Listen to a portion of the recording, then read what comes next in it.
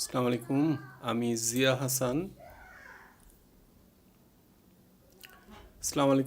জিয়া হাসান। অত্যন্ত দুঃখিত, একটু দেরি হয়ে গেল। আজকের পডকাস্ট আমাদের টাইটেল হচ্ছে কিভাবে আওয়ামী উন্নয়ন বাংলাদেশকে আবার তলাবিহীন ঝুড়িতে রূপান্তরিত করেছে। এই পডকাস্টটা শুরু করার আগে আমি একটু নিশ্চিত হয়ে নেই যে আমার অডিও এবং আমার ভিডিও সবাই বন্ধুরা দেখতে পাচ্ছেন। কেউ যদি একটা কমেন্ট করেন খুব ভালো হয়। এবং আমি কনকারেন্ট ভিউয়ার একজন দেখতে পেয়েছি, ফাইন। আমি ফলে ইউটিউব মুভ করতেছে, সো আমার বিশ্বাস everything is okay. Let me get started.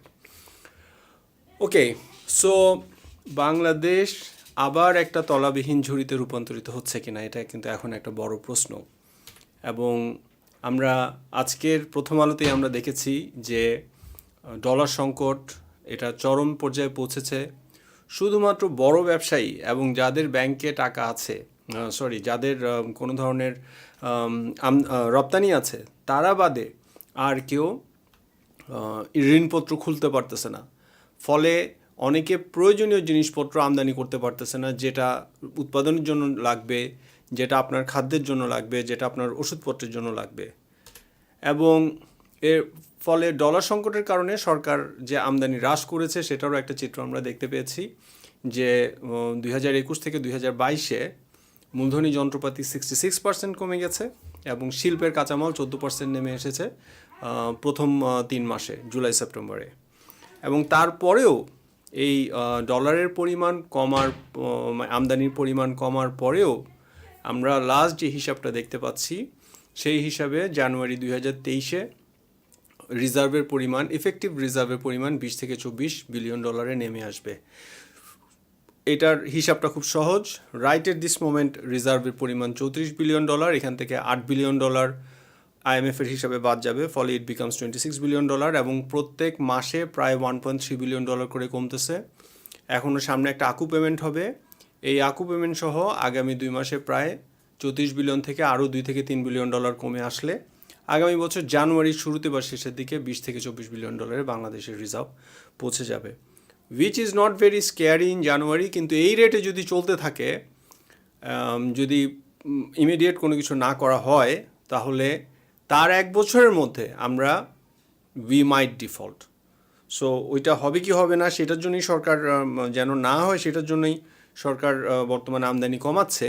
কিন্তু একটা দেশের আমদানি যদি কমায় নিয়ে আসেন, তাহলে তো মানুষজন যে আমদানির উপর নির্ভর যে পণ্যগুলো আছে, যে খাদ্যদ্রব্যগুলো আছে, সেগুলো মানুষ কিভাবে খাবে বা চলবে। সো আলটিমেটলি এই সংকটটাকে সরকার যেটা করেছে, মানুষকে একটা ডিফারেন্ট এটার একটা চিত্রায়ন করেছে। মূল সংকটটাকে আড়াল করে সরকার বলতেছে যে এটা একটা দুর্ভিক্ষ, সারা বিশ্বব্যাপী দুর্ভিক্ষ হচ্ছে এবং ইউক্রেন যুদ্ধের কারণে যে জ্বালানির মূল্যস্ফীতি হয়েছে তার ফলে এটা হচ্ছে। কিন্তু রিয়ালিটি হচ্ছে দুর্ভিক্ষের চিত্রটা গ্লোবালি এই মুহূর্তে দুর্ভিক্ষের কোনো ফোরকাস্ট নাই। এফওয়ের যে ফোরকাস্ট, তাতে আমরা দেখতে পাচ্ছি যে dairy, cereal, vegetable oil, meat, sugar সব কিছুরই প্রাইস, আপনারা যদি 2022 দেখেন, 2022-এর জানুয়ারি থেকে ফেব্রুয়ারিতে এটা সব সারা দুনিয়াতেই রেস করছিল।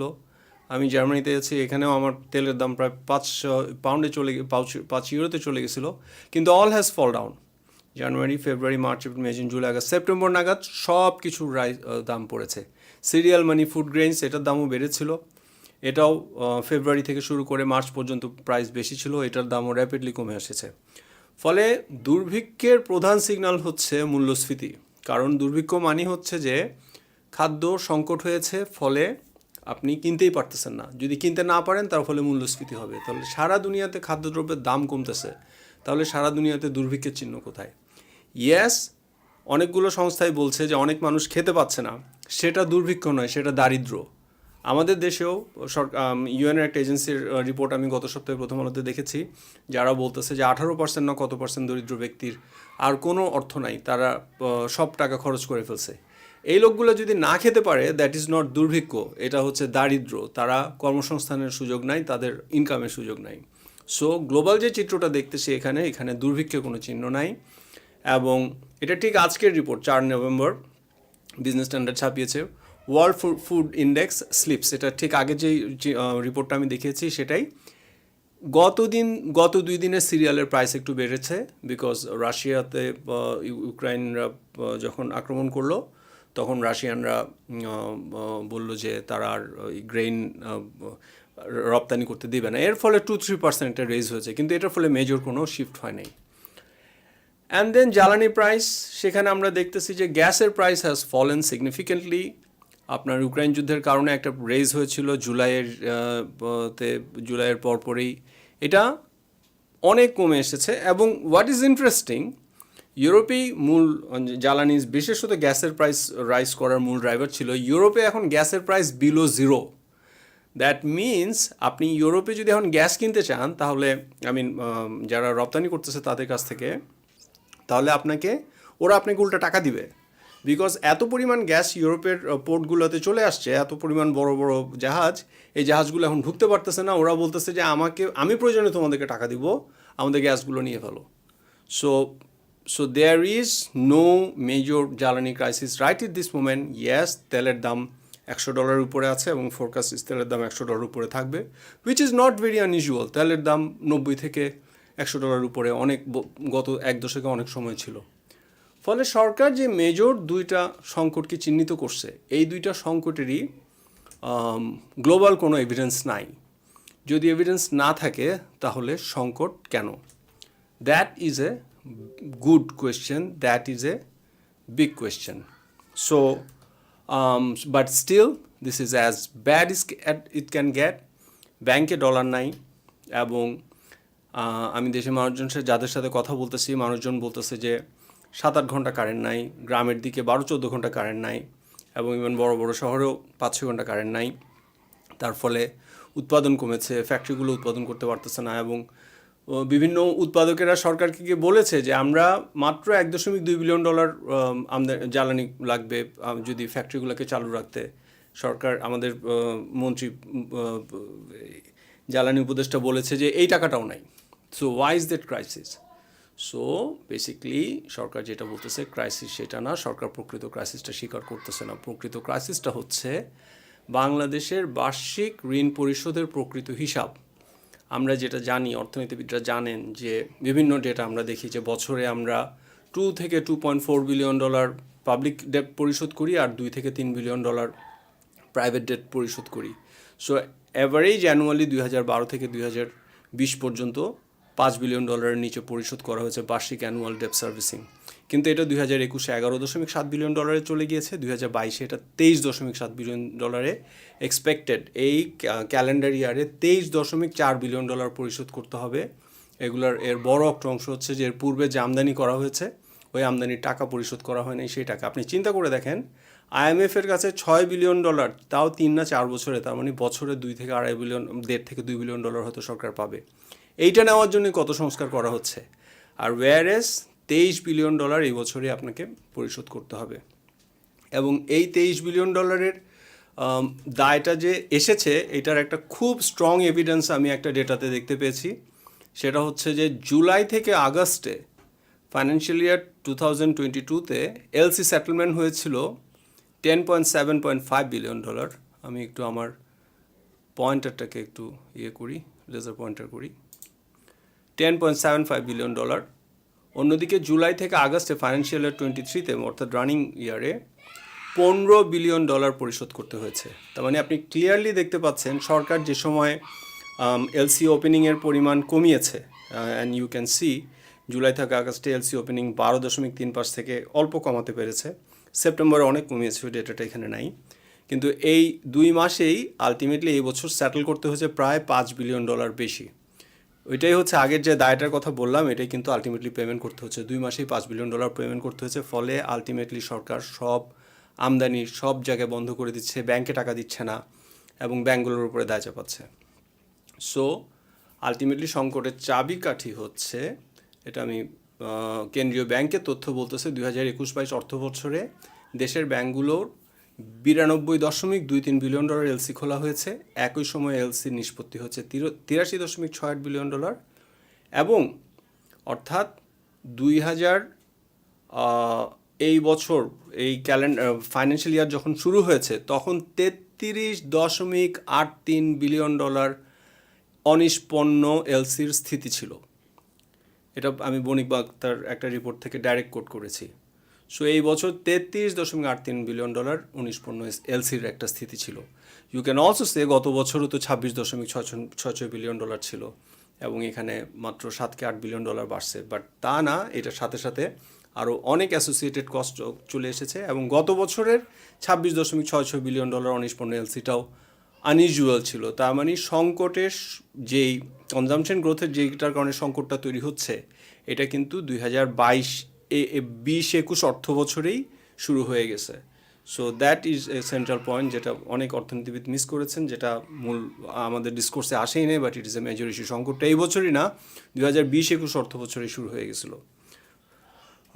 সো ক্রাইসিস হচ্ছে দ্যাট এই $33 বিলিয়ন অনিষ্পন্ন এলসির বড় একটা অংশ এই বছরে পরিশোধ করতে হবে। এবং একটা ডেটা, যেটা আমাদের নিজস্ব আন্ডারস্ট্যান্ডিং না, মানে বাংলাদেশ ব্যাংকের ডেটা, যেটা তারা বলছে যে ক্যালেন্ডার ইয়ারে গিয়ে $23.4 বিলিয়ন পরিশোধ করতে হবে। সো নাও এই এলসির দায়টা, এটাই, এই যে আনব্যালেন্স কনজামশন গ্রোথ, এই যে আপনার আমদানিটা 55-66 এই ধরনের নাম্বারে ছিল 2019-18 এই পিরিয়ডে, এটা ধুম করে অ্যাকচুয়ালি $106 বিলিয়ন চলে গেছে। ইউ উইল সি কীভাবে $106 বিলিয়ন চলে গেছে।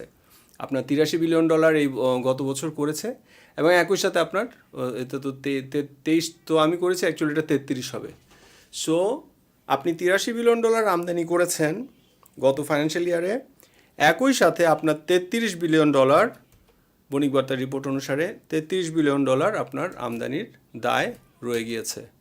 সো আলটিমেটলি এই দুইটা যোগ করলে, আমি এখানে একটু ভুল করেছি, আলটিমেটলি $106 বিলিয়ন আপনি একটা পার্টিকুলার ইয়ারে আপনি খরচ করেছেন, যার একটা $26 বিলিয়ন ইউ ক্যান সে আগের বছরে আসছে। So so it's around $100 billion আপনি এক বছরে আমদানি করছেন। এই যে অতিরিক্ত আমদানিটা, এই যে অর্থনীতির কনজামশনের এই স্ফীতি, এবং এটার পেছনেই আছে অ্যাকচুয়ালি উন্নয়নের ড্রামবিট, যে আমরা সিঙ্গাপুর হয়ে যাচ্ছি, আমরা কানাডা হয়ে যাচ্ছি, এবং এটার কারণে সবাই মিলে কনজামশন বাড়িয়ে ফেলেছে। এইটা শুধুমাত্র কনজামশন বৃদ্ধির প্রশ্নই না, দেয়ার আর মেনি আদার ইস্যুস। আমি এই ইস্যুসগুলাই আজকের এই পডকাস্টে আলোচনা করব। আমি এখানে 5টা মেজর ইস্যু পয়েন্ট আউট করেছি। একটা হচ্ছে যে 9-6 সুদের হার, দ্বিতীয় হচ্ছে উচ্চ মূল্যস্ফীতির সময়েও মিথ্যা পরিসংখ্যান দেখায় হাই মনিটারি, মানে অর্থপ্রবাহ বৃদ্ধি করা। থার্ড হচ্ছে প্রোডাক্টিভিটি বৃদ্ধি না করে অতিরিক্ত কনজামশন গ্রোথ। ফোর্থ হচ্ছে টাকার কৃত্রিম মান, অ্যাকচুয়ালি এটা ফোর্থ না, এটা 1 নম্বর পয়েন্ট। এবং ফিফথ হচ্ছে সরকারের খরচ বৃদ্ধি, এটাও 1 নম্বর point. So there is a competition between সরকারের খরচ বৃদ্ধি এবং টাকার কৃত্রিম মান, যে কে 1 নম্বরে যাবে আমাদের এই সংকটটা তৈরির পেছনে। So let me go into a little bit of theory. ইকোনমিতে টাকার মান, সুদের হার এবং অর্থপ্রবাহ, এই 3টা জিনিসের একটা ডেলিকেট ব্যালেন্স ডিসাইড করে মূল্যস্ফীতিটা কী পরিমাণ হবে। এখন মূল্যস্ফীতি কিন্তু এটা ইটসেলফ অর্থনৈতিক কোনো প্রবণতা নয়। মূল্যস্ফীতি অলমোস্ট লাইক এ টেম্পারেচার, এটা নিজের থেকে জ্বর না। আপনার যখন শরীরে তাপমাত্রা বেড়ে যায়, ইট is not a disease itself. আপনার তাপমাত্রাটা হচ্ছে বডির অন্যান্য অনেক কিছু ইনফেকশনের প্রবণতায় কারণে বডি টেম্পারেচারটাকে বাড়ায় নেয় to do certain kind of balance. মূল্যস্ফীতিও তাই। আপনার যখন অতিরিক্ত মূল্যস্ফীতি হবে, তার মানে হচ্ছে আপনার ইকোনমির যে এই 3টা জিনিসের একটা ব্যালেন্স আছে, একটা হচ্ছে টাকার মান, একটা হচ্ছে সুদের হার, একটা হচ্ছে অর্থপ্রবাহ, এটা খুবই ক্লাসিক্যাল ইকোনমিক থিওরি থেকে আসতেছি, সেটার ব্যালেন্স করা যায় নাই। বিয়ন্ড দ্যাট মূল্যস্ফীতির পেছনে আরও অনেকগুলো কারণ আছে, কস্ট পুশ রিলেশন, আমি আপাতত ওই আলোচনাটাকে এটার বাইরে রাখতেছি। So how the mismanagement of last 1 decade, এই পার্টিকুলার 3টা ফ্যাক্টর এবং যে মোট 5টা ফ্যাক্টর আমি আলোচনা করেছি, এইটা কারণে মূল্যস্ফীতি বর্তমানে বৃদ্ধি পেয়েছে এবং এই সংকটটা তৈরি হয়েছে এবং এই স্ট্রাকচারাল ইমব্যালেন্সটা তৈরি হচ্ছে, সেটা আমরা আজকে দেখব। সো এই ট্রয়কার মধ্যে সবার প্রথমে আমি হচ্ছে টাকার মান। আমি আমার প্রকাশিত বই উন্নয়ন বিভ্রমের লেখার জন্য যে গবেষণা শুরু করি বেসিক্যালি 2018 থেকে। সো 2018-তে আমি একটা ইন্টারেস্টিং আর্টিকেল পাই, সেটাতে এটা রেনেসাস ক্যাপিটাল নামে একটা ফরেক্স কোম্পানি, যারা টাকা গ্লোবালি বিভিন্ন ধরনের কারেন্সি কেনাবেচা করে। সো তারা একটা বেশ ফ্যান্টাস্টিক একটা আর্টিকেলে they say that how vulnerable is Bangladesh taka, এবং তারা দেখাইলো যে বাংলা টাকার যে কম্পিটিটর টাকা কারেন্সিগুলো আছে, শ্রীলঙ্কা, পাকিস্তান, ইন্ডিয়া, এরা সবাই টাকা ডিভ্যালু করছে, কিন্তু বাংলা টাকা ডিভ্যালু করা হয়নি। সো দে আর এক্সপেক্টিং যে বাংলা টাকার রিয়েল মানটা আজকে না 2018 সালে, ওই সময় তারা যেটা বলতেছিল, if I am not mistaking, তারা বলতেছিল যে বাংলা টাকার price should be somewhere around 95+। I could be little wrong এখানে, বাট রেনেসাস ক্যাপিটাল আমাদের যেই ইয়েটা বলেছে that was higher than what was in the market. And then Renaissance Capital এটা যে জায়গা থেকে বলতেছে, it's coming from a theory that is call RER, real effective exchange rate. So what real effective exchange rate is, সেটা হচ্ছে যে ইকোনমির টাকার মানের একটা সূত্র আছে, সেটা হচ্ছে যে আইডিয়ালি বিশ্বের সবগুলো দেশে জিনিসপত্রের দাম সমান থাকবে।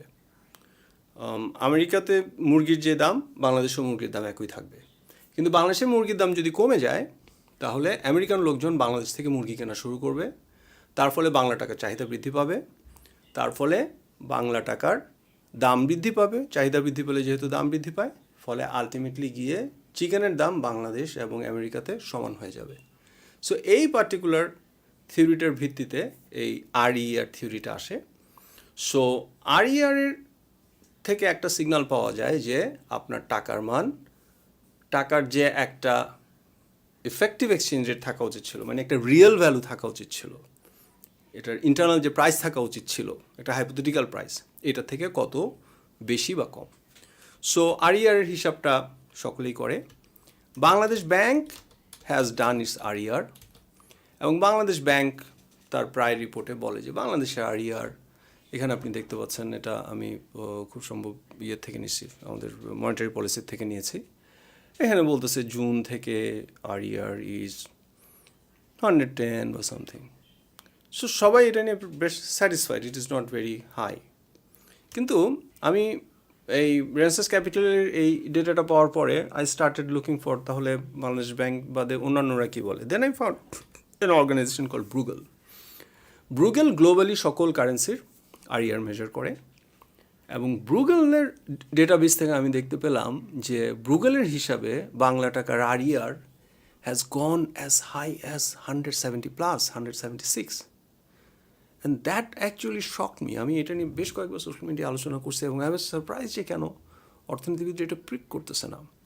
ওয়েল, অর্থনীতিতে কয়েকটা কারণ থাকতে পারে কেন পিক করতেছেন না, বিকজ RER এটা এই ইন্ডেক্সটা বেসিক্যালি এক একজন এক একভাবে করতে পারে। এটা একটা বাস্কেট অফ কারেন্সি, কে কোন বাস্কেটটা হিসাব করতেছে, কেউ যদি বাংলাদেশ, ইন্ডিয়া, পাকিস্তান, নেপাল এই ধরনের বাস্কেট অফ কারেন্সি করে, এবং কোনটা বেজ ইয়ার ধরা হচ্ছে, আপনি কি 2015 ধরতেছেন নাকি 2010 ধরতেছেন, সো সেটার উপরে উঠানামা করবে। সো বাংলাদেশ ব্যাংক করছে, ওয়েল আমরা 2015 থেকে করছি, বাট সেটাই আমার প্রশ্ন যে আপনি মিসলিডিং ডাটা দিচ্ছেন, বিকজ গ্লোবালি কম্পেয়ার করে যদি দেখি, তাহলে বাংলা টাকা প্রেটি ওভার ভ্যালুড। কত ওভার ভ্যালুড? ব্রুগেলের হিসেবে আমি যেটা দেখলাম, ইট ওয়াজ 7th ফ্রম মানে ওভার ভ্যালুর দিকে, এবং যে নাম্বার অফ কারেন্সিস এই এত high over value, I think 170-এর উপরে আমি ব্রুগেলের ডেটাবেস খুঁজে পেলাম। 7টা দেশ, প্রত্যেকটা দেশ ইমব্যালেন্সড, তারা ভালনারেবল কান্ট্রি, তাদের কোনো না কোনো ধরনের আনস্টেবিলিটি আছে। সো ইয়েমেনের, ইরান, লেবানন, এগুলো বাংলা থেকে আরও অনেক বেশি, কেউ হয়তো 300-335, বাট মানে এত উপরে, মানে বাংলাদেশ ওয়াজ 7th আমি আর ব্রুগেলের ডেটা থেকে যেটা আমি হিসাবটা বের করলাম। So well, RER is not everything, there is another theory, সেটা হচ্ছে যে পারচেজিং পাওয়ার প্যারিটি, এবং একই সাথে টাকার যে একটা চাহিদা আছে সেটার ভিত্তিতে তো টাকার মান নির্ধারিত হয়, এবং বাংলাদেশ ব্যাংক সেটা মেনটেন করে, বাংলাদেশ ব্যাংক সেই চাহিদাটা নিয়ন্ত্রণ করে। So but from this theory এটা বোঝা যাচ্ছিল যে বাংলা টাকার মান ওয়াজ ওভার ভ্যালুড। এবং শুধু ব্রুগেল না, আমি একটা পার্সন, বাংলাদেশি ইকোনমিস্ট অসম্ভব রেসপেক্ট করি, ডক্টর জায়দি সাত্তার, উনি টাকার মানের বিষয়টা নিয়ে উনার বেশ কিছু আর্টিকেল আমি অ্যাকচুয়ালি ফাইন্যান্সিয়াল এক্সপ্রেসে দেখেছি। ফাইন্যান্সিয়াল এক্সপ্রেসের is actually another very much underappreciated financial newspaper. Doctor Zaidi Sattar ministry of কমার্সে বোধহয় একটা রিপোর্ট সাবমিট করেছেন, এবং আমি দেখলাম যে উনিও বোধহয় 2010কে বেজ ইয়ার ধরেছেন, 2001কে বেজ ইয়ার ধরেছেন, 2001কে বেজ ইয়ার ধরে উনি পেয়েছেন যে বাংলা টাকার মান actually REER has gone up to nearly 150. So clearly Bangla টাকার মান was overvalued. And what does this mean? এটা হচ্ছে যে main question. It means that আপনার যখন টাকার পরিমাণ আর ইয়ার অনেক হাই, আপনি যদি ওই সময় বেশি টাকা ছাপান, তখন কি হবে, মানুষ ওই টাকাটা দিয়ে কনভার্ট করে করে ডলার কিনে কিনে বিদেশে যাবে, ফ্যামিলিকে নিয়ে চিকিৎসাতে যাবে, যদি কারো বাবার অসুস্থতার সাথে থাকে তাহলে কাজের লোকটাকেও নিয়ে যাবে, অ্যান্ড দেন আমদানি বৃদ্ধি পাবে, বিকজ আপনি আর্টিফিশিয়ালি টাকার মানটাকে বাড়ায় রাখছেন বা ডলারের দাম কমায় রাখছেন। ফলে ইভেনচুয়ালি যখন আপনার দেশের প্রোডাক্টিভিটি বাড়তেছে না বা আপনার money supply growth is higher than what it should be, তখন আলটিমেটলি রিজার্ভের উপর একটা চাপ পড়বে। এবং that is something that happen in last 10 years. আমি ব্রুগেলের ডেটাটা আবার একটু আপনাদেরকে দেখাই। আপনি দেখবেন যে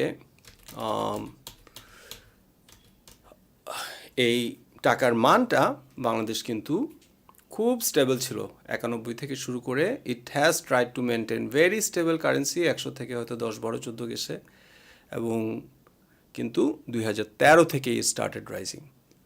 এখান থেকে অ্যাকচুয়ালি বাংলা টাকার মান বিকেম হাইলি আনস্টেবল। সো এইটার মাধ্যমে কিন্তু আপনি উন্নয়ন ফুটাইছেন।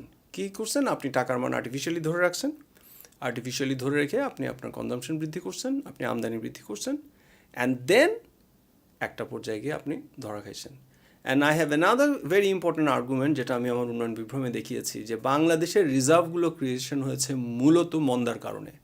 আপনি কোভিডের সময় দেখেন, যখন আলটিমেটলি কিন্তু আপনার এক্সপোর্ট বা অন্যান্য জিনিস বৃদ্ধির কারণে রিজার্ভ বৃদ্ধি পায়নি। কোভিডের সময় যখন কনজামশন কমে গেল, তখন রিজার্ভ বৃদ্ধি পেল। 2011 থেকে 2016 পর্যন্ত, ওই সময় আমি উন্নয়ন বিভ্রমে একে দেখিয়েছি, 2011 থেকে 14 পর্যন্ত বাংলাদেশে একটা ভয়াবহ মন্দা গিয়েছিল। ওই মন্দার কারণেই কিন্তু 11 থেকে 14তে $9 বিলিয়ন থেকে $36 বিলিয়ন চলে গেছিলো মাত্র 5 বছরে। সো আলটিমেটলি মন্দার সময় আপনি রিজার্ভ কামাইছেন, ওই রিজার্ভ যেই মাত্র আপনি উন্নয়ন করবেন সেই মাত্র আপনার রিজার্ভটা আপনার এই আনব্যালেন্স গ্রোথই খেয়ে দিবে। So that currency was one major issue. And secondly হচ্ছে ফিসকাল এক্সপানশন। বাংলাদেশ সরকার তার খরচটা যেভাবে বৃদ্ধি করছে, এখানে আমরা একটা ডেটা দেখতে পাচ্ছি 2005 থেকে 2009 সেন্ট্রাল গভর্নমেন্টের টোটাল বছরে গ্রোথ ছিল, অ্যাভারেজ গ্রোথ ছিল 13%, 2010 থেকে 14তে সেটা ছিল 16%, 2015 থেকে 19-এ ইট বিকাম 21%। ইউ মাইট সে এটা মাত্র 5 থেকে 6% বাড়ছে, কিন্তু এটা কিন্তু অনেক ভয়াবহ একটা বৃদ্ধি। এটার মানে হচ্ছে আপনি 5 বছরের মধ্যে আপনার সেন্ট্রাল গভর্নমেন্টের খরচ আপনি ডবল করে ফেললেন, 21% যদি হয়। অ্যান্ড আরেকটা ভয়াবহ ডেটা, এটা হচ্ছে যে 2001 থেকে 2010 পর্যন্ত, এটা এডিবির ইন্ডিকেটর অনুসারে বাংলাদেশের এক্সপেন্ডিচার তার রেভিনিউর ছিল 93%, আর 2010 থেকে 2020 পর্যন্ত বাংলাদেশের এক্সপেন্ডিচার ছিল তার রেভিনিউর 133%. And it has a major impact in our understanding how our economy functions. এবং আমি কেন বলতেছি যে বাংলাদেশ আবার একটা তলাবিহীন ঝুড়িতে পরিণত হয়েছে। বাংলাদেশ সবসময় ভয়ে ছিল যে আমরা খুব একটা ভালো করতেছি না, আমাদের দারিদ্র্য বেশি, we have lot of things to settle. Even আমরা যখন অনেক ভালো করেছি, আমরা বাদ দিই, ইভেন আমি জার্মানিতে থাকি, এটা বিশ্বের one of the richest country, এখানেও কনস্ট্যান্টলি চিন্তা থাকে যে সবচেয়ে লোয়ার ইনকাম স্ট্রাটার লোকজনরা তারা ভালো নাই, কীভাবে তাদেরকে সাপোর্ট দেওয়া যায়। কিন্তু আমরা আমাদের এই পুরো ডিসকোর্সটাকে চেঞ্জ করে ফেললাম যে না, আমরা ভয়াবহ উন্নয়ন করতেছি, আমরা সিঙ্গাপুর হয়ে যাচ্ছি, আমরা কানাডা হয়ে যাচ্ছি। অ্যান্ড দেন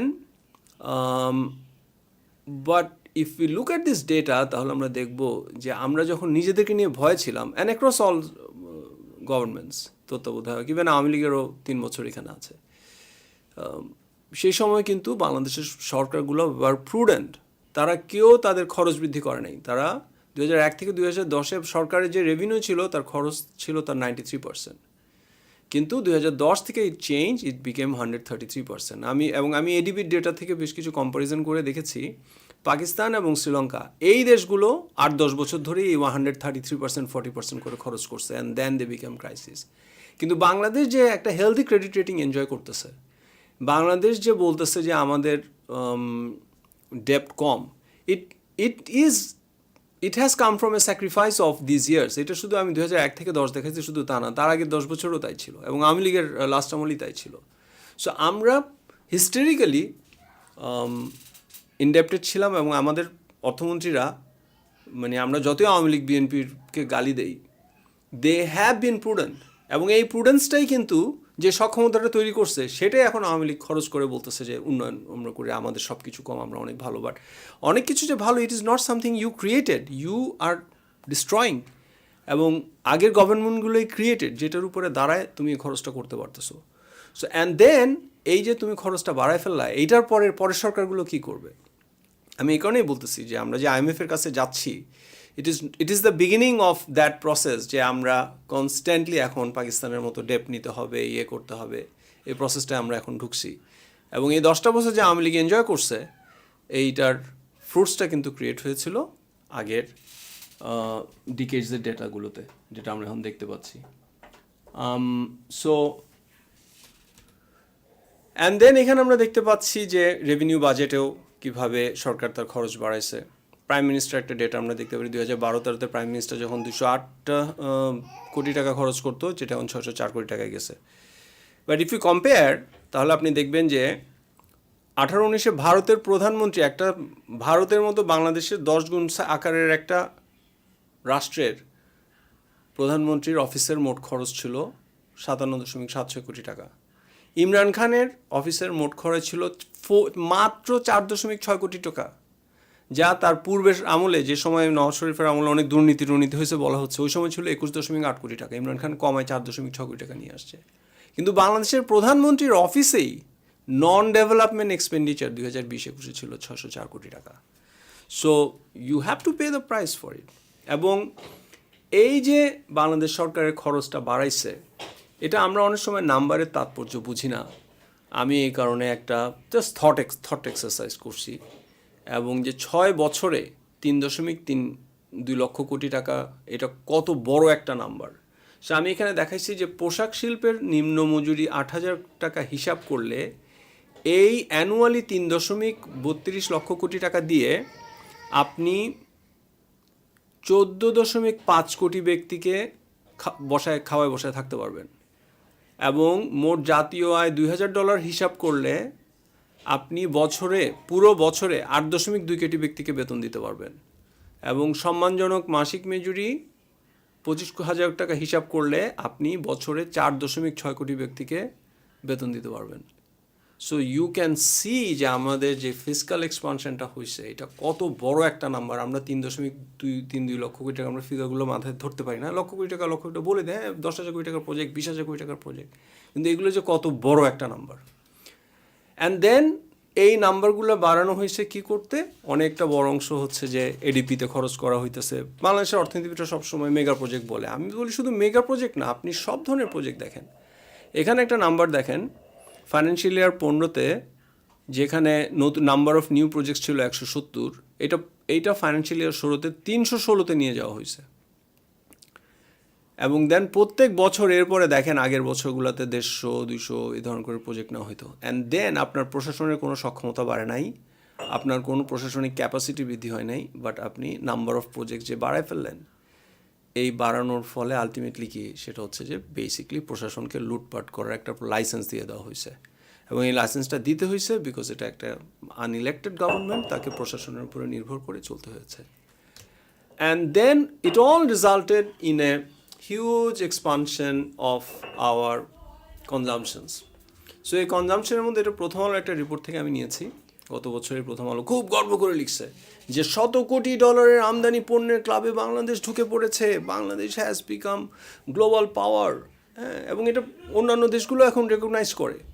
সো এখানে যে এই 10টা আইটেম দেখিয়েছে, আপনি দেখেন এই 10টা আইটেমের মধ্যে বেশিরভাগ আইটেমই কিন্তু বিভিন্ন ধরনের প্রজেক্ট বেস, আপনার ইনফ্রাস্ট্রাকচার ডেভেলপমেন্ট বেস, এবং ইনফ্রাস্ট্রাকচার ডেভেলপমেন্ট কোম্পানিগুলোর ডেটা যদি আপনি দেখেন, তারা কিন্তু বলতেছে যে একটা সময় ছিল বাংলাদেশ সরকার ছিল সিমেন্ট কোম্পানিদের ডেটা আমি দেখেছি, এটা উন্নয়ন বিভ্রম 2 আমি দেখিয়েছি, সরকার ছিল 30%, ইট হ্যাজ বিকাম 60%।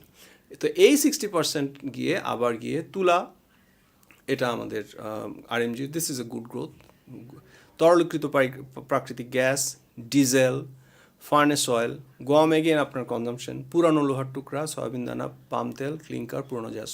1, 2, 3, আমি ইভেন ডিজেল, ফার্নেস অয়েল এটাকেও ইন্টারমিডিয়েট গ্রুপে ধরতেছি। 1, 2, 3, 4, 5, 6, 7, তার মানে 10টা আইটেমের মধ্যে, 10টা না, 1, 2, 3, 6, 7, 9, 11টা আইটেমের মধ্যে 7টা আইটেমই কিন্তু আপনার এই যে বিভিন্ন ধরনের ইন্টারমিডিয়েট গুডসের মধ্যে বেসিকলি এগুলো কোনো না কোনো ধরনের ইনফ্রাস্ট্রাকচারে ব্যবহার হয়। এবং যে ইনফ্রাস্ট্রাকচারের নেচারটাও চেঞ্জ হয়ে গেছে, একটা সময় ছিল প্রাইভেট ইনফ্রাস্ট্রাকচার বেশি ছিল, কিন্তু এখন সরকারি ইনফ্রাস্ট্রাকচার লিড করতেছে।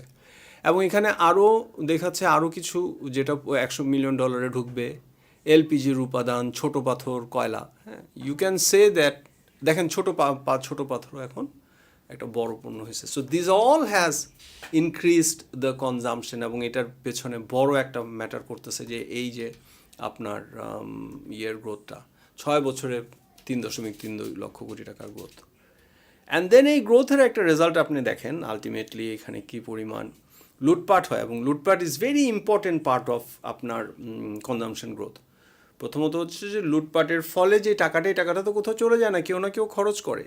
সো সেই খরচটা আবার কিন্তু আপনার কোথায় ঢুকে, এই যে আপনার গমের উৎপাদন, গম বৃদ্ধি পেয়েছে, আপনার ডিজেল বৃদ্ধি পেয়েছে, কারণ আলটিমেটলি তো কোথাও না কোথাও খরচ হয়।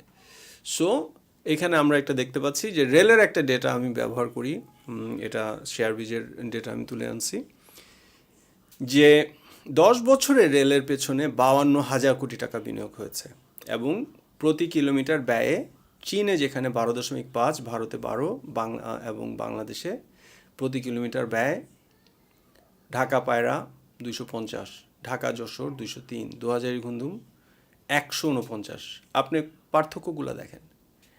এবং হোয়াট ইজ ইন্টারেস্টিং, আমি পাকিস্তান এবং ইন্ডিয়ার ডাটা কম্পেয়ার করে দেখেছি, আপনি যদি এই বিনিয়োগটা আপনি পাকিস্তান এবং ভারতের রেটে করেন, তাহলে বর্তমানে বাংলাদেশে যেই রেলওয়ে আছে তার সমপরিমাণ আপনি নতুন একটা রেলওয়ে স্টাবলিশ করতে পারবেন।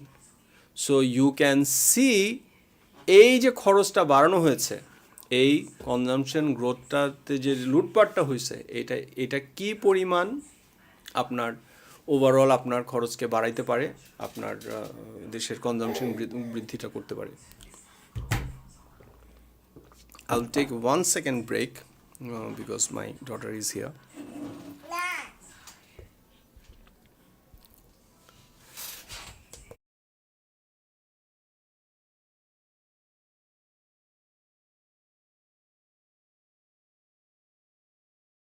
Great.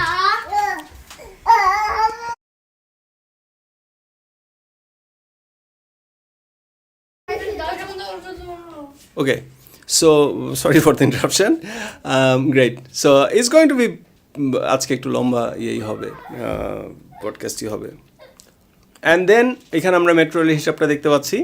মেট্রো রেলে যেখানে বেঙ্গালুরুতে 6.53 কোটি ডলার, নাগপুরে 3.68, বাংলাদেশে এটা 12.89। এটা একটা ইন্টারেস্টিং ডেটা, বিকজ সাধারণত বলা হয় যে বাংলাদেশের ইনফ্রাস্ট্রাকচার খরচ বেশি, বিকজ বাংলাদেশে ভূমি অধিগ্রহণ খরচ বেশি। কিন্তু আমার জানা মতে এই মেট্রো রেলগুলোতে কোনো ভূমি অধিগ্রহণ থাকার কথা না, বিকজ এগুলো সরকারের বেসিক্যালি সিটি কর্পোরেশনের রাস্তার উপরেই হচ্ছে। সো এখানেও আমরা দেখতে পাই যে কীভাবে ইয়েটা বেশি। অ্যাট দ্য সেম টাইম পাওয়ার সিস্টেমে যে লুটপাটটা হচ্ছে, সেটার আমি ছোট্ট একটা চিত্র দিই, যে পাওয়ার সিস্টেমে যেই পরিমাণ বিনিয়োগটা হয়েছে, কনজামশন বাড়ে নাই, কিন্তু আলটিমেটলি তারা ক্যাপাসিটি বাড়াইছে, এবং এর ফলে যেটা হয়েছে সিস্টেমের ইউটিলাইজেশন একটা সময় ছিল 50%, সেটা 2020-21 40% নেমে এসেছে, এবং it is projected to be 34% যদি ডিমান্ড গ্রোথ 7% গ্রোথ বর্তমানে যেটা আছে সেটা যদি থাকে, এবং যদি 10% হয় 40%। সো এগুলো খুবই আনইউজুয়াল নাম্বার, যে পাওয়ার সেক্টরে জাস্ট রেন্ট সিকিংয়ের জন্য যে বিনিয়োগটা করা হচ্ছে। কেন এই বিনিয়োগের কথাটা আসতেছে? বিকজ আপনি যদি পাওয়ার সেক্টরে একটা বিনিয়োগ করেন তাহলে তো আপনি একটা মেশিন কিনে নিয়ে আসবেন, তাহলে তো আপনি দেখবেন যে হ্যাঁ আমার ক্যাপিটাল মেশিনারি আমদানি বৃদ্ধি পাইছে, আমার তো নিশ্চয়ই দেশের উন্নয়ন হচ্ছে, আমার এমপ্লয়মেন্ট বাড়তেছে। কিন্তু এগুলো আনপ্রোডাক্টিভ এমপ্লয়মেন্ট, এখানে কোনো এমপ্লয়মেন্ট হবে না, কিন্তু আপনার আমদানিটা বৃদ্ধি পাবে। So power sector is one of the example. And then এটাও মিথ্যা যেই আমাদের যে ডাটাটা দেখতেছেন, গভর্নমেন্টের ফিসকাল এক্সপানশনে যে ডাটাটা দেখতেছেন, সরকার তো বলবে হ্যাঁ আমি এত কিছু গ্রোথ করলেও তো আমার তো 5%-এর মধ্যে থাকে।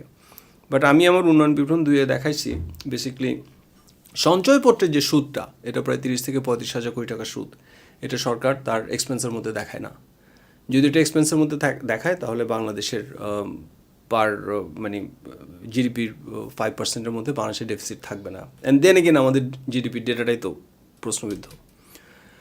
So that is the closure of the fiscal expansion, যেটা কীভাবে যে ফিসকাল এক্সপানশন যেটা করা হয়েছে সেটা কীভাবে এই সোকল্ড উন্নয়নটা আলটিমেটলি আপনার কনজামশনটা বাড়ায় দিতে পারে এবং দেন ইকোনমিতে একটা চাহিদা বৃদ্ধি করতে পারে, এবং চাহিদা বৃদ্ধির কারণে আপনার আমদানিটা বৃদ্ধি করে আপনার এক বছরে প্রায় 90 বিলিয়ন থেকে 100 বিলিয়ন ডলার আপনার বিভিন্ন হিসাবে এক এক রকম আসে, সেরকম করতে পারে। যেখানে ইকোনমি আজকে থেকে 2 বছর আগেও মাত্র 3 বছর আগেও 55, 66, 60 এই ধরনের করতেছিল, আমদানি করতেছিল। ফলে আপনার প্রোডাক্টিভ ক্যাপাসিটি বাড়ায় নাই, কিন্তু আপনি আমদানি বাড়ায় ফেলছেন আপনার ফিসকাল এক্সপানশনের মাধ্যমে। অ্যান্ড দেন 9/6 সুদের হার, এইটা কীভাবে আপনার এই আমদানিটা বাড়াতে পারে, কনজামশন গ্রোথটা বাড়াতে পারে? বিকজ এইটার মাধ্যমে আপনি এলিটদেরকে রেন্ট সিকিংয়ের একটা সুযোগ করে দিচ্ছেন। কীভাবে সুযোগ করে দিচ্ছেন? যেহেতু পরিবার কেন্দ্রিক গ্রুপগুলোর হাতে ব্যাঙ্কগুলো ক্যাপচার্ড, এবং ব্যাঙ্কগুলো নিজেদের ডাইরেক্টররা হয়তো নিজেদের ব্যাঙ্ক থেকে ঋণ নিতে না পারলেও তারা অন্য ব্যাঙ্ক থেকে ঋণ নিতে পারে। এবং আমি যে কোনো একটা ডেটা দেখেছিলাম যে বাংলাদেশের বিভিন্ন ডাইরেক্টররা তাদের অন্য ব্যাঙ্ক থেকে ঋণের পরিমাণ সামথিং 15-20%, আমার এক্সাক্ট ফিগারটা খেয়াল নাই। সো তাদের জন্য যখন ইন্টারেস্ট আপনি নিচে রাখছেন এবং অলরেডি বেশ কিছু ব্যাংকে আপনি সরকারের বন্ধু বা সরকারের একেবারে পছন্দের মানুষজনকে ডিজিএফআই দিয়ে ক্যাপচার করে তাদের হাতে ধরাই দিচ্ছেন, এবং this are one of the biggest bank of Bangladesh, Islami bank. So এই ব্যাঙ্কগুলোতে এবং পরিবার কেন্দ্রিক গ্রুপের হাতে কন্ট্রোল করা ব্যাঙ্কগুলোতে বড় বড় কর্পোরেটরা তাহলে এখন ইফেক্টিভলি 9%-এর নিচে নিতে পারে। যেখানে আপনার ইনফ্লেশন গভর্নমেন্ট ডিক্লেয়ার 10%, এবং এজ আই সেড আল্লাহ জানে রিয়েল ইনফ্লেশন কত, is something we can talk a little further. 15%, 20% অনেক যে কোনো জায়গায় যেতে পারে। এবং সিপিডির একটা ডেটা আমি দেখেছি, সেখানে সিপিডি বলেছে যে যে কোনো একটা মাসে ওই মাসগুলোতে তারা দেখেছে এটা প্রায় 20%-এর উপরে চলে গিয়েছে। সো ইফেক্টিভলি আপনি যদি এখন লোন নেন তাহলে কিন্তু আপনি বসে বসে 10% প্রফিট করবেন। এবং আমি ব্যবসা করে আসছি বাংলাদেশে, চাকরি ব্যবসা সব কিছুই করছি। একটা বছরে 10% প্রফিট করা, if you are doing honest business, it is really really hard. আর ওয়্যারএজ এই 20% ইনফ্লেশনের টাইমে আপনি 9% ইন্টারেস্ট রেটের সুদ নিচ্ছেন, তার মানে আপনি এখানেই প্রচুর লাভ করে ফেলতেছেন। ফলে যাদের সুদ নেওয়ার ঋণ নেওয়ার সুযোগ আছে, যাদের ব্যাংকিং সিস্টেমের উপর এত কন্ট্রোল আছে, ফলে তারা বাড়ায় নিছে, প্রচুর ঋণ নিছে, ঋণ নিয়ে তারা আমদানি করছে। And then you can say এই আমদানি যেমন তারা বিভিন্ন ধরনের কনজামশন গ্রুপে করেছে, একই সাথে বিনিয়োগও করেছে। But the thing is this, আমরা সামনেই দেখবো যে আমাদের দেশের এন্টারপ্রেনারশিপের নেচারটা এমনভাবে চেঞ্জ হয়ে গেছে, এবং বড় কিছু গ্রুপের হাতে যেভাবে বিনিয়োগ এখন কেন্দ্রীভূত হয়েছে, this groups are not effectively very efficient and not effectively very, I would say entrepreneurship, এই শব্দটাকে একটা সুন্দর ইংরেজি শব্দ আছে।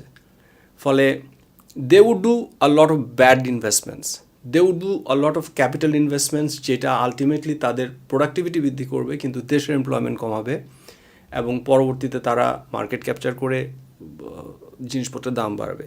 যাক, ওইটা আরেকটা আলাদা আলোচনা। সো এই যে বড় গ্রুপের হাতে, এবং আমরা সামনেই দেখব যে বাংলাদেশের কীভাবে মাঝারি আকারের ইন্ডাস্ট্রিটা ধ্বংস হয়ে গিয়েছে, এই বড় গ্রুপগুলো তখন বড় বড় যে ইনভেস্টমেন্ট করতে পারতেছে, এইটার ফলেও আলটিমেটলি আমাদের আমদানির উপর একটা চাপ পড়বে। এবং একটা নিউজ বাংলাদেশে খুব বেশি আলোচনা তোলে নাই, হুইচ আমি নিজেও ওই সময় একটা পজিটিভ নিউজই মনে করছি, এখনও আমি মনে করি পজিটিভ। সেটা হচ্ছে বেশ কিছু এই কোভিডের টাইমে বাংলাদেশের বেশ কিছু বড় বড় গ্রুপ জাহাজ কিনেছে। ওই সময় গ্লোবালি জিনিসপত্রের দাম কমে গেছে, যেহেতু একটা ফাইন্যান্সিয়াল ক্র্যাশের মতো হয়েছে। সো জাহাজের দাম কমে গেছে, বেশ কয়েকটা বড় গ্রুপ জাহাজ কিনেছে। And then but this all creates a pressure on the reserve, right? And সেটা তারা কীভাবে কিনতে পারছে? ওই যে আমি প্রথমে বললাম যে আপনার টাকার মান আর্টিফিশিয়ালি কম ছিল, ফলে তারা কম টাকা দিয়ে এখানকার টাকা দিয়ে কম রেটে গিয়ে ডলারটা ট্রান্সফার করে জাহাজ কিনছে, অনেক ক্যাপিটাল হয়েছে। এবং ফলে কিন্তু আমরা এই ক্রাইসিসটা যদি দেখি 2020-21 থেকেই কিন্তু এই আপনার কনজামশন গ্রোথ বাড়া শুরু হয়েছে, যার ফলে কিন্তু 2020-21 কত 25 না 26 বিলিয়ন ডলারের আনপেইড এলসিস ছিল। So this is the way আপনার এই 900 সুদের মাধ্যমে দেশের সবচেয়ে ভালনারেবল মানুষগুলো যে টাকাটা রাখছে তাদেরকে আলটিমেটলি 14% লস করায়, যদি ইফেক্টিভ ইন্টারেস্ট রেট 20% হয়, ইনফ্লেশন 20%-এর কাছাকাছি হয়, তাদেরকে 14% লস করায় আপনি ব্যাংকিং সিস্টেমের মাধ্যমে এইসব ক্রনিজদেরকে আপনি 10% প্রফিট দিচ্ছেন। সো তারা তো বিনিয়োগ করবেই, ওই বিনিয়োগের একটা অংশ বাইরের থেকে ক্যাপিটাল মেশিনারি আমদানি হবে, ওই বিনিয়োগের একটা অংশ কনজামশন হবে, ওই একটা অংশ নিয়ে তারা সিঙ্গাপুর, দিল্লি বিভিন্ন জায়গায় ঘুরতে যাবে, তাদের ফ্যামিলি বাইরের দেশে পড়তে যাবে, তাদের ফ্যামিলির লোকজন একদম ফুল ফ্যামিলি সহ চিকিৎসা করতে যাবে। And then that all drains your reserve. And then অর্থপ্রবাহ, this is a highly technical subject. আমাকে যদি ওই ট্রয়কার মিলটা দেখাতে হয়, আমাকে খুব ফোকাস থাকতে হবে। আমি এখন অত ফোকাস নেই, আমি একটু ব্রড আলোচনা করতেছি। But I want to show you that বাংলাদেশের অর্থপ্রবাহ নিয়ে there is this satisfaction among the economists. Even IMF and World Bank বলে যে না, বাংলাদেশের অর্থপ্রবাহ is pretty well managed, and this is one of the reason তারা বাংলাদেশকে নিয়ে এত কনসার্ন দেখায় না। এই জিনিসটা নিয়ে আমি আমার বই উন্নয়ন বিভ্রমের প্রথম খণ্ডে আমি প্রায় 30-40 পাতা ব্যয় করছি তো আমি দেখাইতে, এবং what I call is that, উন্নয়ন বিভ্রমে বলছি যে রিয়ালিটি টাইপ ফাইন্যান্সিয়াল ম্যানেজমেন্ট। সেটা হচ্ছে যে আপনার আমাদের যে পঞ্চবার্ষিক পরিকল্পনা করা হয়, এইখানে একটা টার্গেট নেওয়া হয়, কিন্তু এই টার্গেটের সাথে রিয়ালিটির কোনো মিল নাই, কিন্তু তারা এই টার্গেট মিলায় ইনফ্লেশন দেখায়, এই টার্গেট মিলায় ইনফ্লেশনের সাথে সাথে মনিটারি গ্রোথটা দেখায়, এবং দেন মনিটারি গ্রোথের সাথে ইনফ্লেশনকে মাইনাস করে গ্রোথ দেখায়। এবং এই যে reality TV style financial management, এটা বেসিক্যালি আমি 2011 থেকে 16 একটা চিত্র নিয়ে আমি আমার বই থেকে কপি করছি। এটার ফলে দুইটা সংকট তৈরি হয়েছে। একটা হচ্ছে যে অর্থপ্রবাহ মূল্যস্ফীতির বহির্ভূতভাবে পঞ্চবার্ষিক পরিকল্পনার কারণে বাংলাদেশের মনিটারি পলিসি অকার্যকর হয়ে গেছে, এবং এটা এভিডেন্স আমি দেখাবো। এবং প্রকৃত চাহিদা না থাকা সত্ত্বেও পঞ্চবার্ষিক পরিকল্পনার টার্গেটের সঙ্গে অর্থ সরবরাহ ধরে রাখার কৃত্রিম বাধ্যবাধকতার কারণে বাংলাদেশের ব্যাংকিং সিস্টেমে তৃতীয় সর্বোচ্চ ঋণ খেলাপি তৈরি হয়েছে। It's a very broad subject. আমি আজকে জাস্ট আলাপটা করলাম, আর আমি ইয়েটা দেখাই। মনিটারি পলিসি কার্যকর, এটা হচ্ছে এশিয়ান ডেভেলপমেন্ট ব্যাংকের একটা গবেষণায় দেখা গেছে যে এটা কোরিয়ার একটা ইউনিভার্সিটির 2 প্রফেসরের নাম আমি দেখেছি, তারা দেখেছে 2010 থেকে 2018 সাল পর্যন্ত বাংলাদেশের মনিটারি পলিসি অকার্যকর ছিল। হোয়াট ডাজ দ্যাট মিন?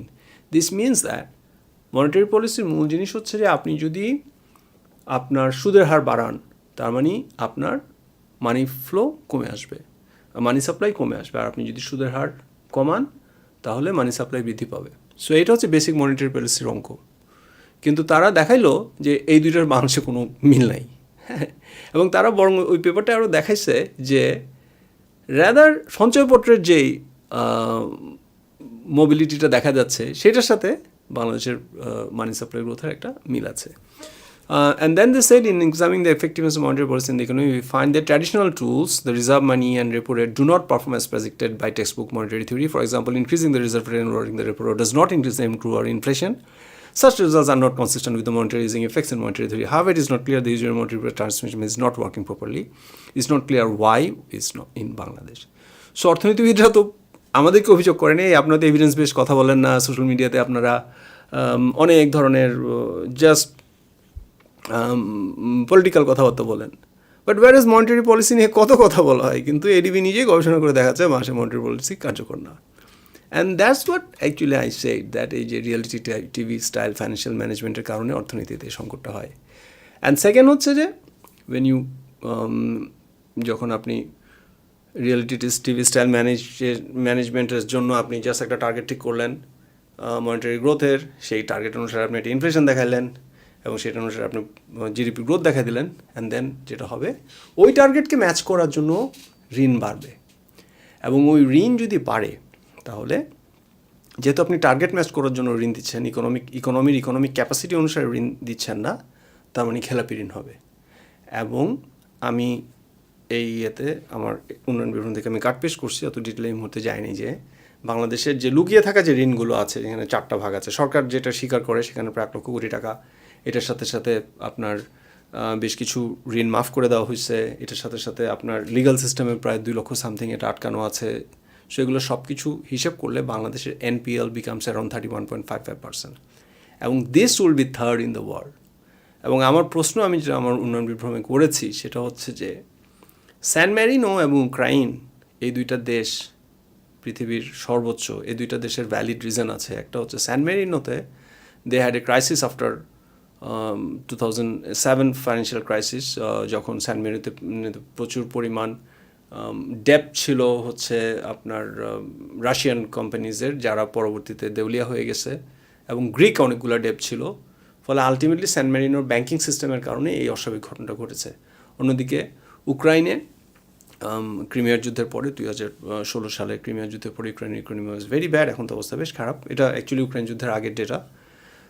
ফলে ইউক্রাইনে 41% পড়ে যায়। আমার প্রশ্ন হচ্ছে what happen in Bangladesh? Bangladesh যখন গ্রোথের পিক পিরিয়ডে, এই আলোচনাগুলো যখন আমি করেছি তখন তো আসলে বাংলাদেশ আমাদের উন্নয়ন গর্ভে একেবারে বয়ে যাচ্ছিল। সো গর্ভবতী হয়ে বাংলাদেশের উচ্ছ্বাসে সবাই বয়ে যাচ্ছিল। এই সময় আমি এই কথাগুলো বলেছি, আমার বই প্রকাশ করেছি, এবং আমি প্রচুর বাধার সম্মুখীন হয়েছি। যে আমি ছোট্ট একটা অ্যানেকডোট ইউজ করি। আমার উন্নয়ন বিভ্রমের টাইটেল ছিল, উন্নয়ন বিভ্রম ইন্টারেস্টিং একটা টাইটেল ছিল গত বছর। টাইটেলটা আমি বাদ দিয়েছি, এখন আমার খারাপ লাগতেছে। এটার নাম হচ্ছে যে, আমি যেটা নাম দিয়েছিলাম প্রথম টাইটেলটা আমার যেটা ছিল, after the music is over, এটাকে আমি বাংলা করেছিলাম যে হানিমুন যখন শেষ হবে। That was my title. এবং আমি অনেককে, আমার প্রায় 30-35 জন বন্ধুকে ওই টাইটেলে আমি আমার প্রাথমিক ড্রাফটটা পাঠিয়েছিলাম, but they didn't like the title, যে একটা অর্থনীতির বইয়ের এই ধরনের টাইটেল হয় না।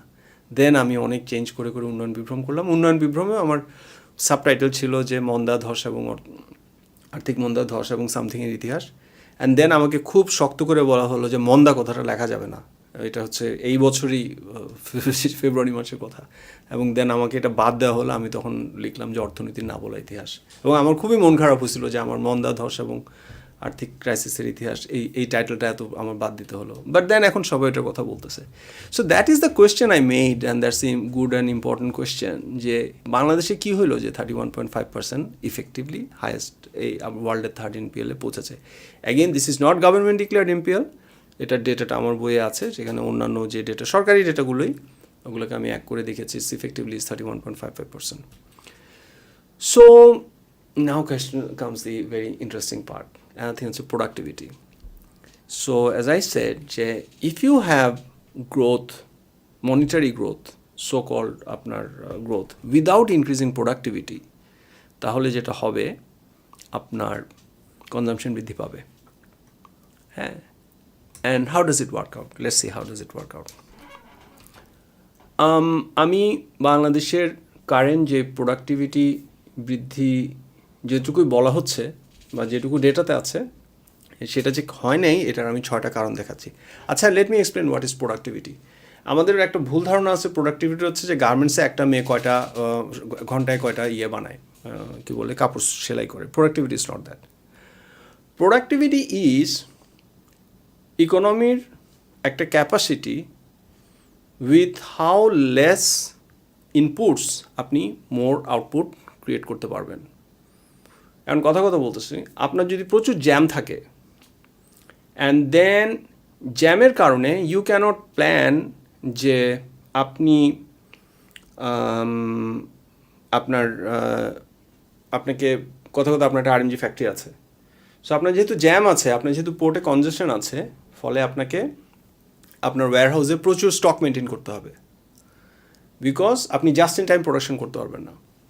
আপনাকে 2 থেকে 3 জন অতিরিক্ত লোক রাখতে হবে, যারা শুধুমাত্র আপনি যাদেরকে রেখে দিচ্ছেন যে এই কন্টেনজেন্সিগুলো মেনটেন করার জন্য, বা আপনি ঢাকা শহরে আপনার মুভমেন্ট করার জন্য আপনি এক্সট্রা 4-5টা লোক রাখছেন। সো এগুলো এভরিথিং টুগেদার, ইকোনমির ইনপুট এবং আউটপুটের মধ্যে যে গ্যাপটা, যে রেশিওটা, it can be explain through productivity. And it is a very big thing.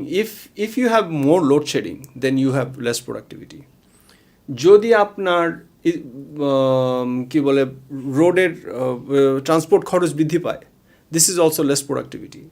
যদি আপনার ঢাকা চিরাংয়ে আপনার একটা মাল তৈরি করে নর্মালি 6 ঘন্টায় পৌঁছানোর কথা, আপনার যদি 20 ঘন্টায় পৌঁছায়, this also impacts your productivity. So এই যে প্রোডাক্টিভিটি বাংলাদেশে, আপনি ইকোনমি একটা ভেরি ইম্পর্টেন্ট থিওরি হচ্ছে যে অ্যান্ড অলসো প্রোডাক্টিভিটির একটা বড় একটা অংশ হচ্ছে এফিসিয়েন্সি। সো আপনি একটা মেশিন বানাইছেন, যে মেশিনের মাধ্যমে আপনি এক সময় হয়তো বা ধান কাটতে আপনার 10 জন লাগতো, এখন একটা মেশিন দিয়ে আপনি একজনেই কেটে ফেলতে পারে। This also impacts the productivity. Productivity is a very important theory in economy, especially in the price of money. কারণ আপনার ওই যে আমি পারচেজিং পাওয়ার থিওরিটির প্যারিটি থিওরিটার কথা বলেছিলাম, যে টাকার যে মানটা ধরে থাকবে, দুইটা দেশের টাকার মান সমান হবে, কিন্তু there are countries they have increased the productivity and এটার কারণে তাদের দেশের জিনিসপত্রের দাম বৃদ্ধি পায়। Because as the productivity increases, people gets more salary. As the productivity increases, people demands better quality goods, and then that increases the price. সেই কারণেই আসলে উন্নত বিশ্ব, so-called উন্নত বিশ্ব, তাদের জিনিসপত্রের দাম বেশি। ওই পারচেজিং পাওয়ার থিওরিতে আপনি তখন আমাকে বলতেই পারতেন, হ্যাঁ তাহলে আমেরিকার জিনিস বাংলাদেশের থেকে দাম বেশি কেন? বিকজ তাদের প্রোডাক্টিভিটি ইজ হাই। ফলে ওই সূত্রটাকে যদি আপনি গত 10 বছরে বাংলাদেশে ট্রান্সফার করেন, যে you have printed a lot of money, you had a so-called growth, এবং গ্রোথকে ম্যাচ করার মতো আপনি মানি প্রিন্ট করছেন based on that theory M into W is equal to Y into P, whatever, যেটা দেখে অর্থনীতিবিদরা সবাই স্যাটিসফাইড থাকে। হ্যাঁ, মানি সাপ্লাই যে গ্রোথ হয়েছে সেটার সাথে সাথে ইনফ্লেশন এবং আপনার কী বলে এটা জিডিপি গ্রোথ হয়েছে। কিন্তু if you are not increasing the productivity, and then that means your inflation is much higher, and that also means আপনার টাকার মান আরও পড়ার কথা। সো টাকার মান পড়ে নাই, আপনার প্রোডাক্টিভিটি বাড়ে নাই, কিন্তু আপনি টাকা বাড়াইছেন, which means your RER বা আপনার এক্সচেঞ্জ রেট বা আপনার টাকার মান which is higher, ওইটা অনেক হাই, ওটাকে পড়তে হবে। সো লেটস সি, আমি খুব ভালো এক্সপ্লেন করতে পারিনি বিকজ এটা আমি ইমপ্রম্পচু বলছি, I need to explain it better, maybe sometimes পরে আমি এটা করবো। সো এই যে প্রোডাক্টিভিটি কেন বৃদ্ধি পায়নি, ওয়ান হচ্ছে সিকিউরিটাইজেশন এবং ফ্যাসিজমের খরচ।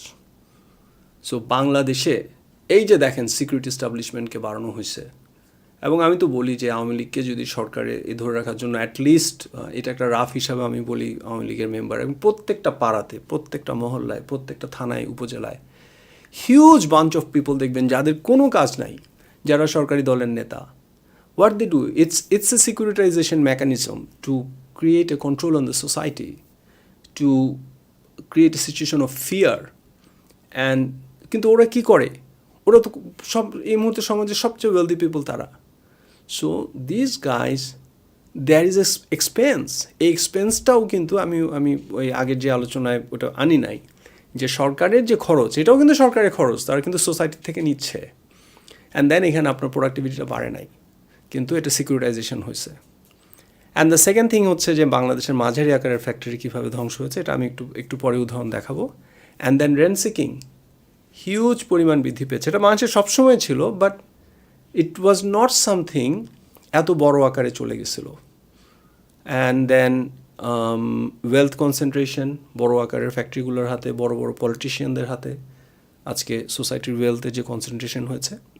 এবং ফোর্থ এবং ভেরি ক্রিটিক্যাল হচ্ছে যে গত 10-12 বছরে কোনো ধরনের, কোনো ইন্ডাস্ট্রিতে, কোনো সেক্টরে কোনো ধরনের স্ট্রাকচারাল সংস্কার হয়নি। এবং আমি সামটাইমস, এখন আমি নিজেও একসময় আওয়ামী লীগ বিএনপিকে অনেক গালি দিতাম, আমি তো একদম প্রথম আলোর ব্রেন ওয়াশ মানুষ ছিলাম। আমি আজকে রিয়েলাইজ করি বাংলাদেশের জন্য জনাব সাইফুর রহমান কি একটা অ্যাসেট ছিলেন। ওনার হাতে কতগুলো মেজর রিফর্ম হয়েছে, কিন্তু এই ধরনের কোনো ধরনের রিফর্ম গত 10-12 বছরে হয়নি। নট অনলি ফাইন্যান্সিয়াল সেক্টর, আপনি যে কোনো সেক্টরেই দেখেন। এবং আমার উন্নয়ন বিভ্রমের একটা মেজর ফাইন্ডিং হচ্ছে যে বাংলাদেশে যখনই একটা সংকট হয়েছে, ওই সংকটটার সমাধান করা হয়নি, ওই সংকটটার যে কস্টটা ওটা মানুষের উপরে চাপায় দেওয়া হয়েছে। And then that also didn't increase the productivity but it actually increase the cost. এবং বাংলাদেশে ইনফ্লেশনের পেছনে আমার হিসেবে এটা একটা মেজর কারণ, but I am going to do another podcast on that subject someday later because it's a complicated subject. And then society ইনোভেশনের সব পথ বন্ধ করে দিয়ে আপনি স্টার্ট আপ কালচার তৈরি করছেন। সো বাংলাদেশের people has been very very innovative. বাংলাদেশের স্টার্ট আপ বলে কোনো সংস্কৃতি ছিল না, কিন্তু আমাদের সোসাইটির লোকজন হ্যাজ বিন এক্সট্রিমলি এন্টারপ্রেনিউরাল। কিন্তু আপনি দেখেন বাজারে গিয়ে বড় গ্রুপগুলো বাদে গত 10 বছরে ছোট কোনো গ্রুপ উঠে আসছে। Walton is an exception, so ওয়ালটনের কথা আলাদা, কিন্তু আপনি কনজিউমার গুডসে গিয়ে দেখেন নাই। আমি একটু উদাহরণ দিই, আমি চট্টগ্রামের মানুষ। চট্টগ্রামে মেরিডিয়ান ওয়াজ, এখন তো আমরা সবাই চিনি বাংলাদেশের মতো বড় গ্রুপ। জিএসির মোড়ে সিম্পল মুদির দোকান ছিল 90-এর দশকে। আমি নিজে ওখানে গিয়ে আমরা ইয়ে খাইতে যেতাম, হোয়াট ইজ দ্যাট কল, কোন আইসক্রিম খাইতে যেতাম, খুব সফিস্টিকেটেড, মানে ওখানে মেরিডিয়ানে একটা কোন আইসক্রিম খাওয়া মানে একটা বড়, মানে ওটা একটা বড় ইভেন্ট আর কি। হ্যাঁ, it was just, still I think সবটা আছে। And if I am not mistaking, এবং মেরিডিয়ানের মালিকের ছোটো ভাই আমার স্কুলে আমার ব্যাচমেট ছিল, they didn't have lot other things. তারা এই একটা কোম্পানি, আমি একটা মুদির দোকান ইন 20 years বাংলাদেশে একটা বড় কংগ্লোমেরেটে পরিণত হয়েছে। Not only Meridian, latest tech, আমি চিটাগাংয়ের আরেকটা কোম্পানি ধরি, পিএইচপি গ্রুপের লোকজনের সাথে আমার পরিচয় আছে চট্টগ্রামের মানুষ হওয়ার কারণে। অ্যান্ড দেন পিএইচপি গ্রুপের, যাক এই অ্যানেকডোটটা বলবো না, আমি একটা খুব সুন্দর অ্যানেকডোট আছে পিএইচপি গ্রুপের যে প্রধান মিজান সাহেব, উনি ওনার ছেলে থেকে বলতেন যে ওই যে ওদের বাসায় ওদের আব্বাকে আমি পড়াইতে গেছি, কী বলে ক্লাসে tuition পড়াইছি। So that kind of person, with due respect to him, didn't have a lot of capital. 20 to 30 years has become the biggest, one of the biggest entrepreneur of the country. আমি কোনো bad and good and wealth value জাজমেন্টে যাচ্ছি না। I am just saying that আমাদের society has given that opportunity to many people in 2 to 3 decades. খুব অল্প থেকে they have become very big, and by doing business. Of course সবাই অনেকে অনেক ধরনের অনৈতিকতা করেছে, অ্যাজ এ সেড আজকে ভ্যালু জাজমেন্ট আমি যাচ্ছি না। বাট ইউ টেল মি, গত 10 বছরে এক্সেপ্ট আমাদের কনজিউমার ইলেকট্রনিক্স সেক্টরে which actually has grown well, কোনো ইন্ডাস্ট্রিতে আপনি দেখাবেন যে ছোট থেকে উঠে এসে বড় কিছু হয়েছে, এক্সেপ্ট পলিটিশিয়ানস, এক্সেপ্ট ধান্দাবাজ এবং করাপ্ট পিপল ছাড়া, very few. You will struggle. So এইটা হচ্ছে সোসাইটির ইনোভেশনের পথ বন্ধ করে দেওয়ার ফলে ultimately they stopped. And then এই যে গ্যাপটাকে ক্রিয়েট করার জন্য আবার এই ইংলিশ মিডিয়ামের পোলাপাইনকে দেওয়া স্টার্ট আপ কালচার তৈরি করা হয়েছে। আমি নিজেই এন্টারপ্রেনারশিপে পড়াশোনা করি বিদেশে, but there is a lot of problems with this. So এখানে আমরা দেখতে পাচ্ছি যে কীভাবে নাম্বার অফ ফ্যাক্টরি 2012 থেকে 2019 কমে আসছে। আমি এই পয়েন্টে এখন যাচ্ছি যে মাঝারি আকারের ফ্যাক্টরি কীভাবে ধ্বংস করা হয়েছে। এই ছবিটা আপনি দেখতে পারবেন যে মোট উৎপাদনের 70% 2012-তে বড় কোম্পানিরা ছিল 46%, যেটা 2019-এ they have become nearly 70%। Medium ছিল 25%, দে হ্যাভ বিকাম 4% টোটাল উৎপাদন। এবং এই ডেটাটা হচ্ছে যে এসএমআই সার্ভে, বাংলাদেশ সরকারি একটা data. And that is a reason আমি মনে করি এই ডেটাটা ক্রেডিবল, বিকজ তার এটার পিছনে তেমন কোনো পলিটিক্স ছিল না, এবং এই কোম্পানিটা অ্যাকচুয়ালি কলকারখানাগুলো পরিদর্শন করে। And then what is very interesting যে এই যে মিডিয়াম সেক্টরটা ধ্বংস হয়ে গিয়েছে, এইটাই হচ্ছে আমার একটা আর্গুমেন্ট যে একটা economy, it is like a chain. You will have a big number of company, যদিও এখানে মাইক্রো সাইজের কোম্পানির উৎপাদন কম, বাট নাম্বারটা অনেক high. Big number of company here, then এই কোম্পানির থেকে কিছু অংশ স্মলে রূপান্তরিত হবে, স্মল থেকে কিছু অংশ মিডিয়াম হবে, কিছু অংশ লার্জ হবে, লার্জগুলো একসাথে বড় হবে, একই সাথে ইকোনমিও ভলিউমে বাড়বে। This is how Bangladesh economy has grown, and it created what ever success যেটা আমরা বাংলাদেশ সরকার ক্লেম করে। But this has been destroyed in this 2012 to 2019, এবং কোভিডের পরে তো অবস্থা আরও খারাপ। এর ফলে যেটা হয়েছে ইকোনমিতে, এই লিঙ্কটা ব্রোকেন হয়ে গেছে। ফলে এখন বড় কোম্পানি বাদে আর কেউ গ্রো করতেছে না। It is also there is lot other argument, যেটা আমি উন্নয়ন বিভ্রম 2-এ আমি ডিটেল আলোচনা করেছি। অ্যান্ড দেন আরএমজি সেক্টরকে নিয়ে এত বড়াই করা হয়, আপনি দেখবেন যে আরএমজি সেক্টরে যে গ্রোথটা 2000 থেকে হয়েছে, এটা কিন্তু it has fall dramatically in 2014, আপনার রানা প্লাজার পরে। এটা বিজেএমই ডাটা, 5,800 থেকে 4,000 নেমে আসছে। এটার পরে খুব অল্প গ্রোথ হয়েছে কিন্তু। এবং আরএমজির এক্সপোর্ট নিয়ে আমরা অনেক গর্ব করি, কিন্তু রিয়ালিটি হচ্ছে 2002 থেকে 2006 আরএমজির এক্সপোর্ট গ্রোথ ছিল 11%, 2007 থেকে 11তে ছিল 19%, 2012 থেকে 9% এবং আচ্ছা এই 2017 থেকে 19 7%। জাস্ট ইয়েটা দেখেন, 2002 থেকে 11তে গ্রোথটা যেখানে ছিল আরএমজির এক্সপোর্ট গ্রোথ ছিল 15%, 2012 থেকে 19 8%-এ নেমে এসেছে। এবং উইচ ইজ ভয়াবহ ইন নন আরএমজি এক্সপোর্ট। এটা এই সেক্টরটাই দেখি, 2002 থেকে 11তে যেটা ছিল 13%, 2012 থেকে 19 মাত্র 3%-এ নেমে এসেছে। সো আলটিমেটলি এটাও একটা জিনিস যে আমাদের যে এই আরএমজির গ্রোথটার কথা বলা হয়, এটা তো সবসময় ছিল, এটা আগে আরও বেশি ছিল, এটা এখন কমে আসছে ইভেন্চুয়ালি। এই যে গ্রোথটা আপনি আগের মোমেন্টামটা ধরে রাখতে পারেন নাই, this has also impacted your reserve. And then you can see এই ডেটাটা, এটা খুব চমৎকার একটা ডেটা, এটা নিয়ে আমি একটা পুরো সেশন করতে পারি, আজকে আমি গেলাম না। But you can see here যে 2002 থেকে 16তে আপনার import, export, capital machinery import এবং পার্সোনাল রেমিটেন্সের গ্রোথ ছিল 20%-এর উপরে। 2007 থেকে 11তে এটা নেমে এসেছে কোথায়, অ্যান্ড দেন 2012 থেকে 16তে এটা অনেক নেমে এসেছে। যে সময়টা আমি আইডেন্টিফাই করেছি বাংলাদেশে একটা রিসেশনের টেন্ডেন্সি ছিল, which is a big part of my book, and then এটা কিছুটা রিকভার হয়েছে 17 থেকে 19-এ। ওদিকে আর যাচ্ছি না। সো আমি মোটামুটি এখন আস্তে আস্তে সামারাইজ করতেছি। সো ফলে আপনি দেখতেছেন আমি টাকার মান নিয়ে আলোচনা করলাম, ইট ওয়াজ এ হাইলি ইনফ্লেটেড টাকার মান। আমি সুদের হার নিয়ে আলোচনা করলাম, ডিটাই হ্যাঁ সুদের হার নিয়ে আলোচনা করলাম যে 9-6 সুদের হার। উই অল নো এটা কীভাবে আপনার দেশের ইকোনমিতে ইম্পর্টেন্ট, এবং আলটিমেটলি এটা যদি ইম্প্যাক্টেড হয়, হাউ ডাজ ইট ইম্প্যাক্ট টাকার মান, অ্যান্ড হাউ টাকার মান যদি আপনার অনেক বেড়ে যায় দেন ইম্প্যাক্টস দ্য মূল্যস্ফীতি। এবং একই সাথে অর্থ সরবরাহ, আপনি যদি আর্টিফিশিয়ালি রিয়ালিটি টিভি স্টাইল অর্থ সরবরাহ বাড়ান, ইট উইল অলসো ইম্প্যাক্ট মূল্যস্ফীতি, ইট উইল অলসো ইম্প্যাক্ট টাকার মান। এবং একই সাথে টাকার মান যদি আপনি এই সময় আর্টিফিশিয়ালি ধরে রাখেন, আপনি অর্থ সরবরাহ বাড়াইছেন, টাকার মান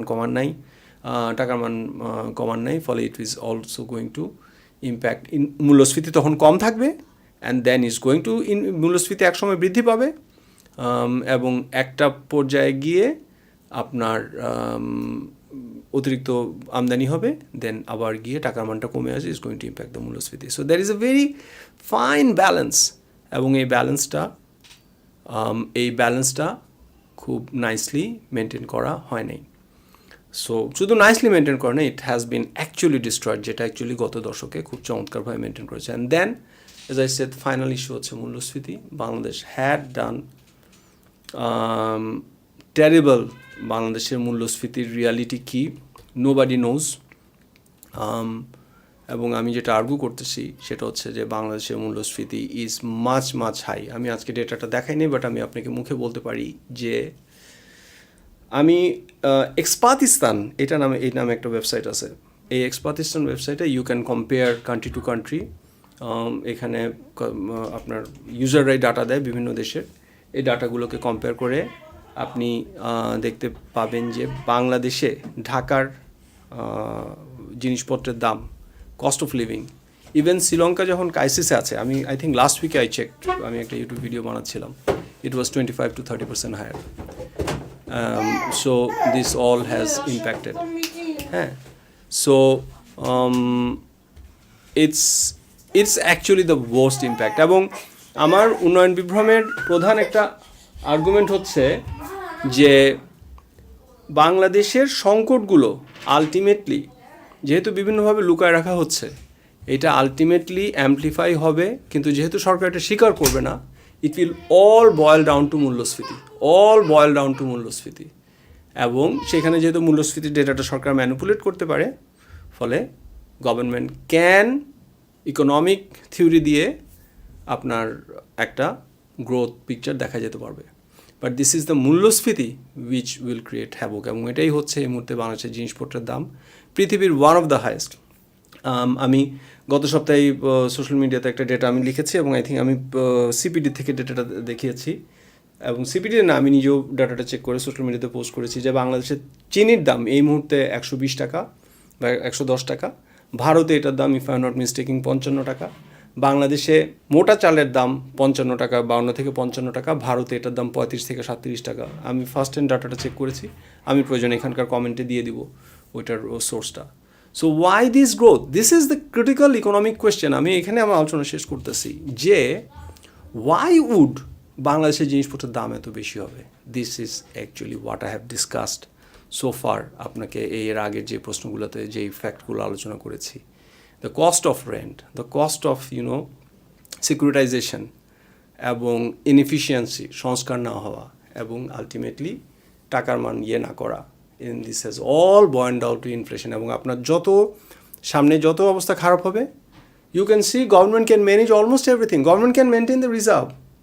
A lot of people do not understand this fact যে গভর্নমেন্ট যদি টাকার মান আজকে এখন 105 টাকা আছে, টাকার মান যদি 150 টাকায় চলে যায়, তাহলে তো আমদানি একদম পড়ে যাবে, রিজার্ভ কিন্তু মেনটেন হবে।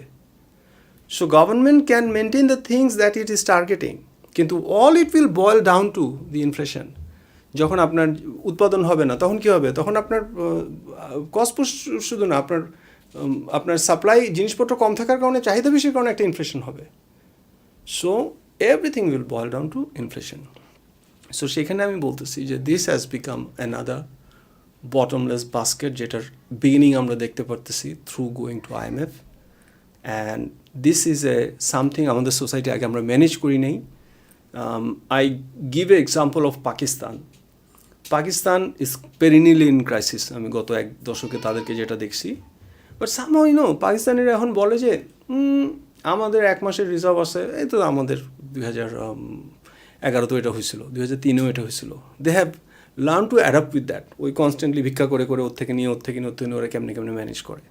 কিন্তু আমরা এই সিচুয়েশনে কখনোই পড়ি নেই। আমরা একসময় ছিলাম, 74-এর সময় ছিলাম, তারপরে কিন্তু slowly we have gone through poverties, we have gone through all kinds of crises, and then we achieve a certain kind of stability.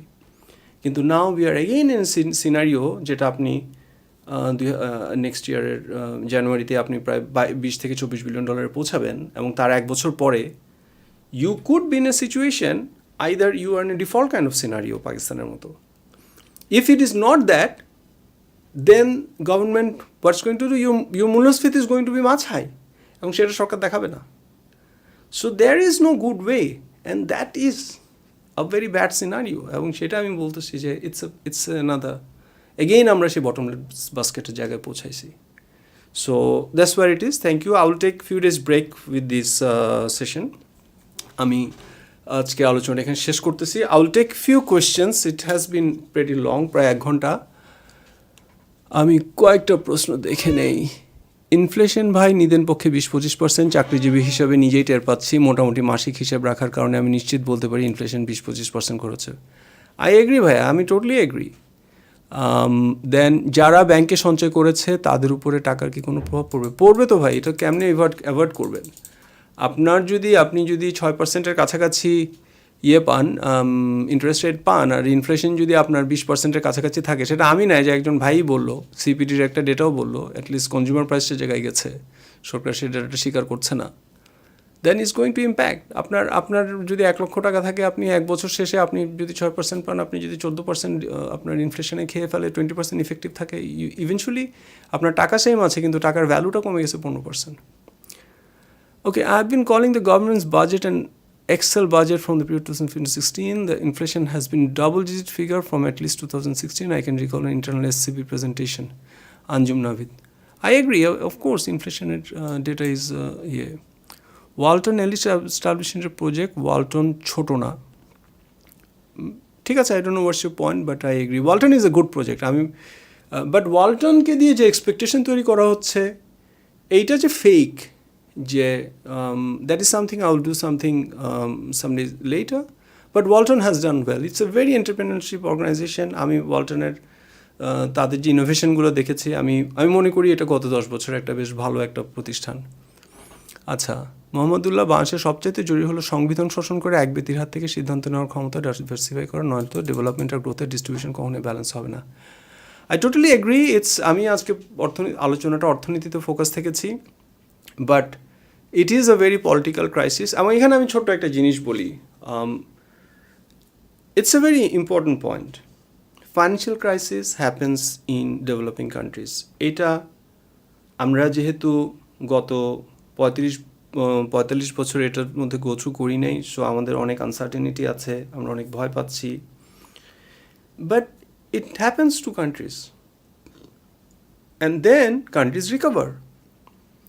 Most stable countries, যাদের সোসাইটির ক্যাপাসিটি আছে, সার্টেন কাইন্ড অফ অ্যাসেটস আছে, তারা 2 থেকে 3 বছরের financial countries থেকে recover হয়ে যায়। অ্যান্ড ওয়ান ফাইন্যান্সিয়াল ক্রাইসিসের এক্সাম্পল আমি দিতে পারি, সেটা হচ্ছে যে 1996 এশিয়ান ফাইন্যান্সিয়াল ক্রাইসিস যখন হয়, it impacted South Asia. It's first started with Thailand and then it impacted Indonesia, Taiwan, সকল কান্ট্রি, এবং দেন এটা একটা কন্টাজিয়ান হয়ে ইভেন এটা গ্লোবাল ক্রাইসিসে পরিণত হয়। But what is interesting, by 1997, by 1998, all the countries recovered well except one country, সেটা হচ্ছে ইন্দোনেশিয়া। ইন্দোনেশিয়া ফাইন্যান্সিয়াল ক্রাইসিস থেকে রিকভার করতে 5 থেকে 6 বছর লাগছে, because they had a dysfunctional political system. ওই সময় সুহার্তোর কন্ট্রোল ছিল, এবং সুহার্তো ব্যাঙ্কিং সিস্টেমের উপরে সুহার্তোর পরিবার এবং সুহার্তোর কনিজদের কমপ্লিট কন্ট্রোল ছিল। অ্যান্ড দেন একই সাথে এটা একটা ইলিজিটিমেট সরকার, ফলে সরকারি ডিসিশন মেকিংয়ে সোসাইটির কোনো পার্টিসিপেশন ছিল না, and people were tired of Suharto, and then it dragged on. So I see that বাংলাদেশেও আমি ইন্দোনেশিয়ার সাথে একটা মিল পাই, যে if we have a financial crisis and then Bangladesh would have had it, if it takes the right decisions and right policies, it can come out. You know, আমাদের পিপলের huge capacity, huge entrepreneurship ইয়ে আছে, but if the political crisis drags on, then what may happen that we may not have a very high explosion financial crisis, যেটা হঠাৎ করে multiply হয়ে সব কিছুকে লণ্ডভণ্ড করে দিছে। We may not see that, but it can happen like Indonesia, একটা slowly burning crisis, very painful, very excruciating, very numbing, and you can neither get out, you can neither solve it, and it drags on for 4 to 5 years. আমি personally মনে করি this is the worst case scenario, এবং I will not be surprise if something happens in Bangladesh. And that's absolutely due to political, instability that's going on here. Okay, আমি আর বেশি করব না। 2002 শেষে current অ্যাকাউন্টের ডেফিসিট কত হতে পারে? জুলাই 23 টাকার মান কত হতে পারে? 22-23 শেষে কারেন্ট অ্যাকাউন্টের deficit. Allow me few days, because আমি এই সাবজেক্টটা কন্টেমপ্লেট করতেছি বেশ কয়েকদিন ধরেই, বাট আমি এটাকে আমাকে অনেক গুছিয়ে করতে হবে। And I don't want to say like this যে এইটা হবে, rather responsible way it is done, সেটা হচ্ছে যে ইউ গিভ 3 প্রজেকশনস, যে আমি মনে করি ওয়ার্স্ট কেস সিনারিও এই, আমি মনে করি বেস কেস সিনারিও এই, আমি মনে করি বেটার কেস সিনারিও এই, অ্যান্ড দেন এই 3টার মধ্যে এই কন্ডিশনের মধ্যে এটা হইতে পারে। একটা জিনিস আমি বলি, I do talk a lot about economics, কিন্তু economists go so wrong in predicting future. So economics as a science, as it's not a science, as a social science, খুবই বাজে একটা discipline to tell what's going to happen in the future. What economics can maximum say, যে আমি মনে করি এই তিনটা হইতে পারে, এইটা হলে এটা হইতে পারে, এটা হলে এটা হইতে পারে। সো আমাকে কখনো দেখবেন না আমি বলবো যে এইটা হবে, because of the very reason that societies are complex adaptive system. আমি ছোট্ট একটা উদাহরণ দিই। আমি আমার গবেষণায় দেখাইছি আমার উন্নয়ন বিভ্রমে 2011 থেকে 2015 পর্যন্ত বাংলাদেশ একটা ফাইন্যান্সিয়াল ক্রাইসিসের ভিতর দিয়ে গিয়েছিল। And what had happened is that এই ফাইন্যান্সিয়াল ক্রাইসিসের কারণে বাংলাদেশের নারীরা বেশি করে বিদেশে যাওয়া শুরু করছে। তার আগে সোসাইটি বাংলাদেশের নারীদেরকে এভাবে বাইরে পাঠাতে চায় নাই, বিকজ কিন্তু দ্যাট ক্রাইসিস লেড, বিকজ এটার ফলে আরএমজিতে তেমন কোনো কন্ট্রাকশন হয় নাই, বাট ওভারঅল এমপ্লয়মেন্ট কমে এসেছে, এটা আমি আমার বইয়ে দেখাইছি। And then it help the recovery. So ultimately 16 কোটি মানুষ কীভাবে রিয়্যাক্ট করবে, it is very hard to say. ফলে অ্যাকচুয়ালি অর্থনীতিকে এইভাবে পিন পয়েন্ট প্রেডিক্ট করা যায় না। সো আমি কখনোই বলতে পারবো না যে 2022-23 শেষে কারেন্ট অ্যাকাউন্ট ডেফিসিট কত হতে পারে। অল আই ক্যান সে 3টা প্রজেকশন দিলাম, এই কন্ডিশনের ভিত্তিতে এই কন্ডিশন যদি কাজ করে তাহলে এটা হবে, ওই কন্ডিশন কাজ করলে এটা হতে পারে, and then things will change dynamically. Okay fine, I think we can close. 2024 পূর্বে নেওয়া প্রজেক্ট লোন পেমেন্ট করতে হবে, তার পরিমাণ কত, গ্লোবাল রিসেশনের কারণে আমাদের ফরেক্সে কত প্রেশার থাকবে, এ ব্যাপারে একটু বললে ভালো তো। Okay, let me take it as my last question, এরপর আমি শেষ করব। সিপিডির একটা হিসাব আছে, সিপিডি ডক্টর দেবপ্রিয় উনি বলেছেন, ওনার হিসাব উনি দেখাইছেন যে রাইট এট দিস মুমেন্ট আমাদের পাবলিক সেক্টর ডেপ্টের অ্যানুয়াল ডেপ্ট repayment is something like 2.2, কেউ কেউ বলে 3.2. 2024 is going to 4, and then 2025-27 এটা বোধ হয় 4 বিলিয়ন থেকে আরও 8 বিলিয়নে চলে যাবে। এক্স্যাক্ট নাম্বার মেমোরি থেকে বলা কঠিন ভাইয়া। So it's going to double in by 2025। আচ্ছা, গ্লোবাল রিসেশনের কারণে আমাদের ফরেক্সে কত প্রেশার থাকবে, which is interesting. If there is a global recession, actually কিন্তু এটাতে ফরেক্সের দুই ধরনের প্রেশার হবে। একটা হচ্ছে যে রিসেশনের কারণে যদি আরএমজির আমদানি আরএমজির রপ্তানি কমে যায়, তাহলে আমাদের রিজার্ভে যেমন চাপ পড়বে, কিন্তু অ্যাট দ্য সেম টাইম রিসেশনের কারণে কিন্তু তেলের দাম কমে আসবে, রিসেশনের কারণে গ্যাসের দাম কমে আসবে, রিসেশনের কারণে গ্রেনের দাম কমে আসবে, which is exactly what is happening, which is actually going to help in the balance of payment. At the same time আমি লাস্টে যে আলাপটা করে শেষ করতে চাই সেটা হচ্ছে যে ইন 2007-8 যে গ্লোবাল রিসেশনটা হয়েছিল, এটা রিসেশনে বাংলাদেশে কোনো ইম্প্যাক্ট পড়েনি। কেন পড়েনি? এটাকে they called it Walmart effect.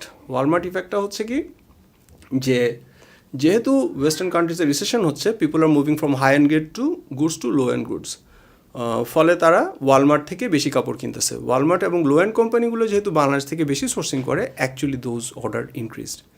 So global রিসেশনের কারণে 2007-8 এই ইম্প্যাক্টটা বাংলাদেশে হয়েছিল, বাংলাদেশের আমদানি কমেনি। বাট এইবারের সিনারিও সোফার, আমি আরএমজিতে আমার বন্ধুরা আছে, I personally had worked in RMG as senior merchandising manager, and আমার বন্ধুদের সাথে আলাপ করছি, তারা বলছে ম্যাক্সিমাম ফ্যাক্টরি এখন 20-30% আন্ডার বুকড আছে, এবং তাদের প্রেডিকশন হচ্ছে যে until March this situation will sustain, and then মার্চের পরে যদি ইউরোপে রিকভারি হয়, then they can see some more orders. এটা হচ্ছে যে আরএমজির সিনারিও। সো আরএমজির এখন যে একটা লো গ্রোথ আছে, এই গত বছরের অক্টোবর থেকে ইয়ার টু ইয়ারে আজকে দেখলাম বোধহয় 7.8% রিগ্রোথ আছে, it is likely to continue. So thank you very much. যারা যারা শেষ পর্যন্ত আছেন, আমার অশেষ শুক্রিয়া।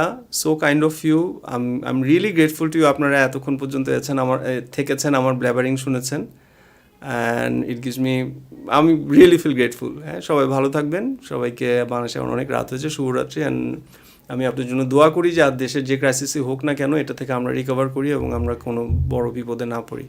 আপনারা সবাই ভালো থাকবেন। আল্লাহ হাফেজ, আসসালামু আলাইকুম। আমি আমার স্ট্রিম শেষ করছি।